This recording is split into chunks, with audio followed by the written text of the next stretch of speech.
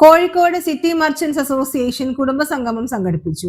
വ്യാപാര പ്രവർത്തനങ്ങളോടൊപ്പം കുടുംബമേളയും വൈവിധ്യമാർന്ന കലാപരിപാടികളും സംഘടിപ്പിച്ച് സമൂഹത്തിൽ സൗഹൃദവും ഐക്യവും വളർത്തുന്ന സിറ്റി മർച്ചന്റ് അസോസിയേഷന്റെ പ്രവർത്തനം മാതൃകാപരമാണെന്ന് Thottathil Raveendran M L A അഭിപ്രായപ്പെട്ടു.